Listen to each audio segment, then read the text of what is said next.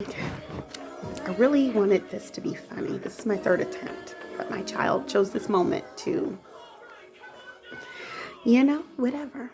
Anyway, I just wanted to cover my weekend, my family excursion. The best part was the ride up, which I got to drive up alone for 3 hours without a child. Look at this. Here he goes. Bye. Just to watch YouTube. He just wanted a moment. Anyway, so best part of the trip was the drive up alone. Go get another cookie, baby. Okay. Be careful.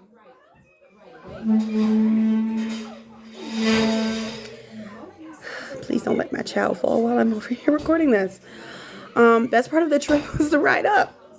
Because there won't be any children, which is the point, which I'm not going to say orchestrated it that way, but I may have moved the chess pieces around on the table in order to be alone for 3 hours, because I knew I would probably never be alone again in my life. So,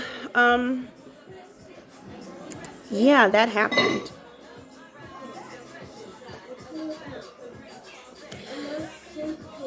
Be careful, sweetheart.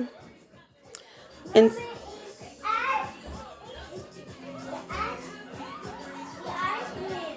that's right. Good job. That's right, baby.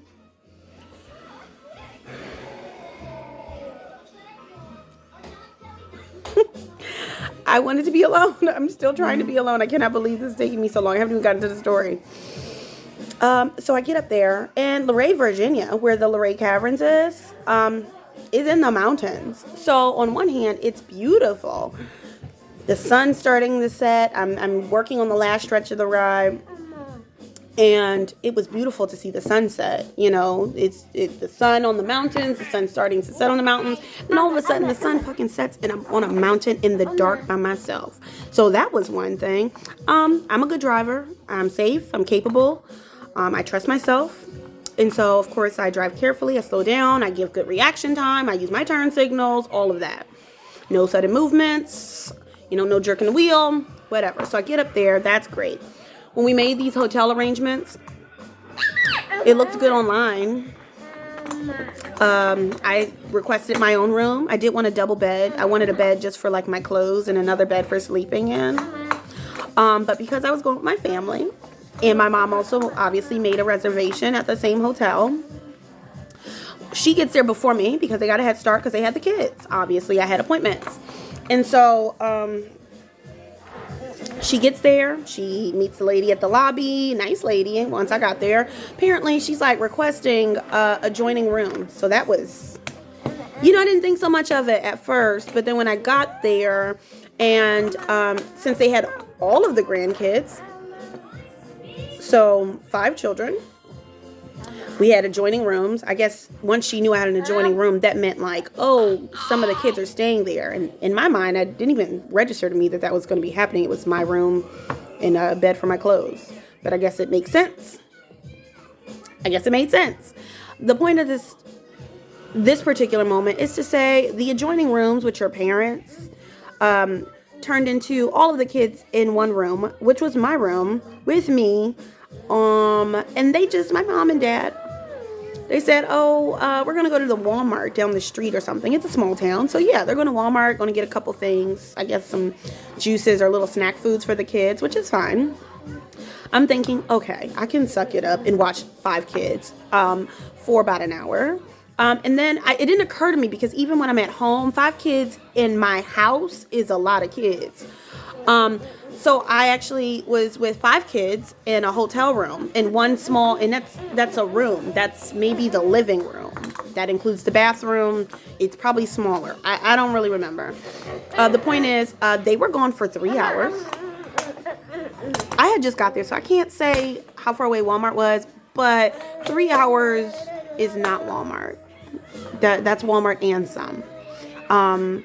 And I just kind of gave up at that point. I think I realized I slowly started giving up on how much I might enjoy myself. And I realized I might have signed up just to be a babysitter for this trip. So nighttime, they went to sleep. This hotel was kind of old. The pictures online told one story, and the mountain views were beautiful at sunrise, which I made sure I saw. But the room itself was not renovated. It had a radiator in it, like I guess regular motels. I haven't been to a motel in years since I was a kid, and I kind of stay away from them because I'm an adult and I didn't like motels when I was a kid. So it had like an old radiator. Like I said, there's 2 beds. Of course, some way, somehow, I end up in the bed next to the loud ass radiator. So it keeps waking me up all night. The 2 beds were not a full size. They were not queen size. They were full size. And so even sharing with my child was a very tight situation with the full size comforter on the bed. That was terrible sleep the first night. Then I woke up at 6:30. I wanted to see the sunrise, 6:38. And that was wonderful. Gave me a nice, fresh, new hope for the day. Maybe because I woke up at 6:30, us leaving the actual rooms sometime after 11 felt like forever. Because that means I'm up, I've got my stuff together, I've showered. But we are a group of like 8 people. 5 kids, 3 adults. Yeah, so I guess it did take some time. That makes sense. We go to some random spot for lunch because we were driving around town looking for restaurants, but it's a small town, so it's only like weird, random Bucks Steakhouse type situations. We ended up going to a place, I guess they had gone the night before for pizza and wings. It was at that moment during lunch that I realized I hadn't seen another black person. And I'm not going to let that stop me from having a good experience, but I always feel a little safer when there is a variety of different people. It makes me feel safer, more comfortable. I like variety. I appreciate variety.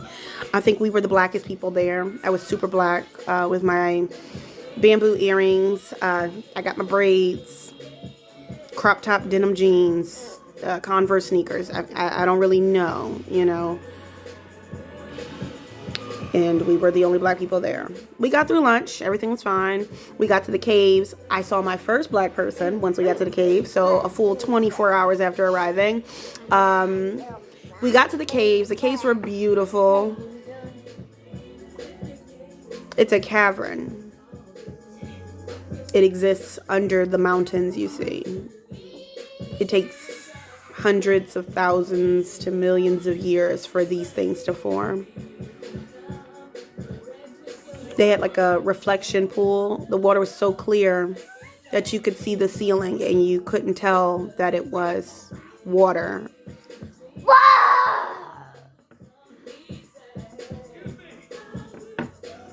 That was nice. I've never been inside of a cavern.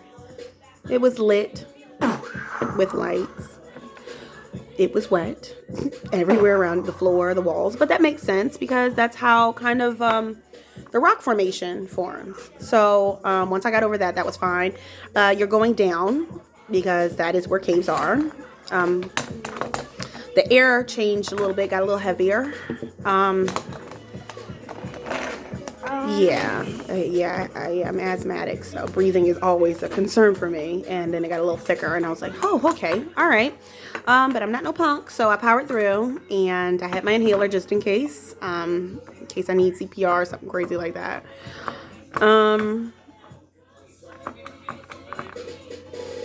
We got out. It had already felt like an exhausting day, maybe because I woke up at 7:30. I'm like, we're wrangling so many children. My mom had a good time, and I guess that's the most important part. It was the craziest, most randomest experience. If those caves had not been beautiful, if I had not been in a beautiful place with beautiful mountains, doing something I had never done before, I cannot say I would have had as much to go off of. The second night's worth of sleep was also terrible. My dad had to work, so he had to leave.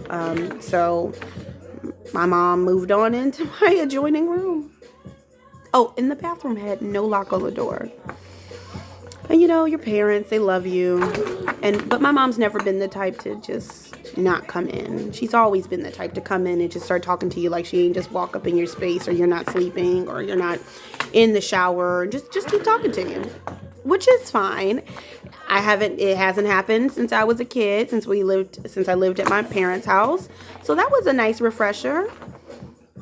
Yeah. And then I drove back 3 hours back with 3 kids, because 2 went home the night before with Pop, and everybody fell asleep in the car. So that was my second favorite part of the trip. No, my third, because right up the caves, and this is the third part.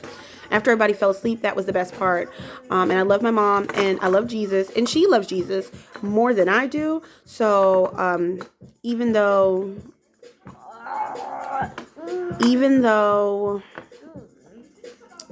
she is a nice talking buddy, you know, and I'm just listening to some smooth R&B from yesterday and today, you know. She's like, can you put on some Jesus music? And I like Jesus music too, but that's not what I was trying to get with. So once she fell asleep, I was like, you know, I changed the dial, because I'm in charge now, because you're asleep. I mean, I turned that shit off when she woke up, but she was asleep, so. So I dropped her off at home. No, I went straight to the bank. Then I dropped her off at home. And I took the 3 kids home with me because my mom works. It was her birthday weekend, but we had to come back down to our reality. And we got to get ready to be productive. So I said I would watch the kids so she can get home and relax a little bit. I feel like we needed more adults during this trip. I mentioned that to them. We were really outnumbered. And kids have this, like, a lot of energy. And their voices are all high-pitched. And somebody's always crying. Someone's nose is running. Someone sneezes, like the nasty wet sneeze. You know, kids have no fear of death. They're all, like, trying to kill themselves, like, standing up in chairs and, jumping across the bed, throwing things at each other. You know, I used so many Band-Aids. I'm the weirdo who brings a first aid kit, because you never know, like, to be prepared. And that came in handy while they were gone for 3 hours. I don't know why I was there. I think I was just a babysitter. So my sisters are all at home, booed up and relaxing without kids. And I can't believe I volunteered for this. She had a nice time. She's never seen mountains. So I guess as long as I know what I'm getting into. But the weekend's over, and that was supposed to be relaxing maybe, but I'm recharging my batteries now, and I'm not watching no kids for a minute. They're my babies and I love them, but look at that. They got parents. I got one child by choice. Y'all got many by choice. So I'm not watching nobody kids for 6 months to a year. Anyway, the caves were wonderful. I love my mom. I hope she had a great birthday. I'm going to be doing bigger and better things in the future. We talked about more trips that don't include children, because I love them. But their parents are also partially responsible for their children having experiences. They did not pitch in money. They did not pitch in anything.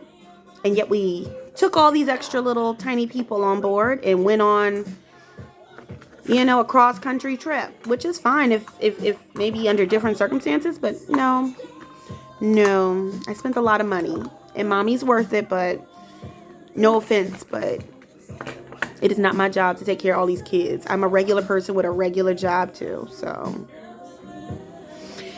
anyway, it was a ridiculous weekend. It was ridiculous. I felt like I was losing my mind. At one point, I hid in the bathroom just to get away.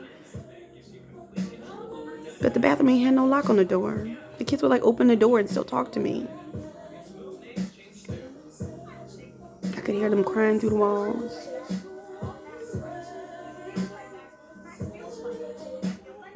Yeah. So we're going to go back up eventually to go visit these caves. We planned more trips to other locations. Now that my mom's got some momentum for traveling and doing things, I'm a good travel buddy. So more experiences will follow. Try not to get stuck and let fear of trying new things keep you from trying new things. Because then you'll never try new things. Although I will never share another adjoining hotel room with my family and watch 5 kids in a fucking adjoining hotel room with a door with no lock. I will go on more trips. I would go back to the mountains in that random little weird town where there were no black people. But they were nice. I'd try it again. So, all right. The things you do for family, right? Good night.